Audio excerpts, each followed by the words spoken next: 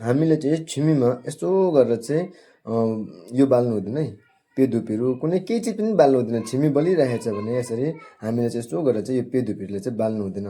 र किन बाल्नु हुँदैन भन्दैमा आउनुहोस्, आज यसको विषयमा म तपाईँलाई स्पष्ट रूपसँगले म तपाईँलाई भन्नु गइरहेको छु है त। ल सो फेपोजिटा सिदिले म सोनम तामाङ, अनि यो भिडियो तपाईँहरूले अन्तिमसम्म हेरिदिनु होला है। चाहिँ यस्तो गरेर चाहिँ हामीले किन बाल्नु हुँदैन भन्दाखेरि चाहिँ कर्मेगी हेठोक्प भनेर भनिन्छ त, अनि छिमेगी हेठोक्प पनि भनिन्छ। अनि कर्मे भने चाहिँ स्वयं बत्ती है त, अनि कर्मेगी हेठोक्प भने चाहिँ बत्तीको चाहिँ हे भने चाहिँ प्रकाश, ठोक्प भने चाहिँ चोरेको हो भन्नुहुँदैछ। कर्मेगी हेठोक्प भनेर चाहिँ तपाईँले यसो गरेर बाल्नुहुन्छ नि, त्यो बालेको होइन, तपाईँले त्यो दियोको चाहिँ त्यो रोशनीलाई चोर्दैछ तपाईँले भन्नुहुँदैछ। अनि त्यस कारण चाहिँ तपाईँले चाहिँ त्यहाँदेखि चाहिँ दियोमा यस्तो तपाईँले लगाएर चाहिँ तपाईँले चाहिँ नबालिदिनुहोस् है। अब त बुझ्नुभयो होला नि तपाईँहरूले।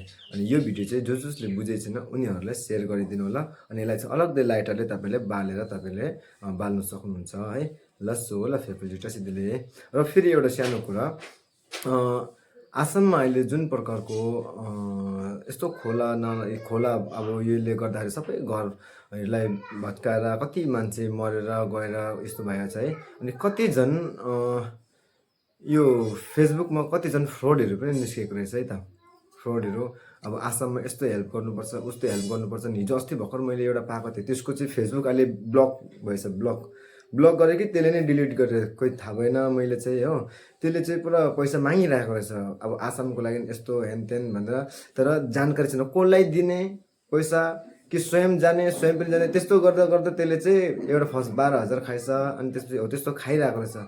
अब उसको एकाउन्टमा सबैजनाले पैसा पसाइदिँदो रहेछ। अनि त्यसपछि उसको फेरि चिनाजाना पनि आसाममा कोही छैन रहेछ हो, यस्तो पनि छैन रहेछ, उसको हो त्यसरी गरेर ठकेर खाइरहेको रहेछ है त। अनि त्यसलाई म रिपोर्ट गर्नु पऱ्यो, त्यसको फेसबुकमा रिपोर्ट गर्नु पऱ्यो भनेर त त्यसको त फेसबुक त अलरेडी नै के भन्छ ब्यान्ड भइसकेको रहेछ त्यसको फेसबुक चाहिँ।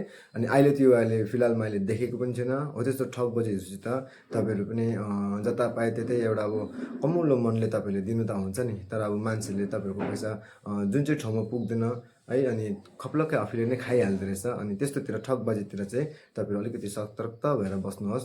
पुरा एकदम सबै कुरो प्रुफ चाहियो, जस्तो अहिले हाम्रो नेपाली चेलीबेटीहरूले बनाउनु हुँदैछ भिडियो है, सबै प्रुफहरू दिएर सबैको नामहरू लेखेर हो त्यस्तो गरेर एउटा राम्रो चेलीबेटीहरूले अनि गर्नुहुँदैछ। धेरै मलाई पनि खुसी लाग्यो, हामीले पनि अब उठाइरहेको छ, यसरी गइरहेको छ है।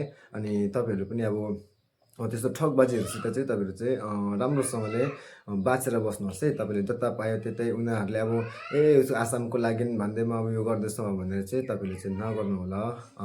पहिला पुरा फुल डिटेल्समा तपाईँले कुरा बुझ्नुहोस्, उनीहरूले के भन्दैछ, उनीहरूले तपाईँहरूलाई साबुत पनि दिनु पर्यो। अनि यति पैसा फल्नाले दिएको छ, हेनतेन दिएको छ, आसाममा दिनु पर्यो। आसामको जुन चाहिँ चिनाजाना मान्छे हो कि होइन, कि ऊ स्वयं नै जान्ने रहेछ कि छैन भनेर चाहिँ हो त्यस्तो फुल डिटेल्समा चाहिँ तपाईँले जानकारी दिएर मात्रै, अनि तपाईँहरूको जुन चाहिँ प्रकारले तपाईँले अब मायाले एउटा पैसा पठाउनुहुन्छ त्यो चाहिँ सुरक्षित ठाउँमा उनीहरूलाई नै पुगोस् भन्दैमा म आशा गरिरहेको छु। र तपाईँहरू पनि त्यो ठगबाजीहरूसित अलिक टाढो भएर बसिराख्नु होला है। ल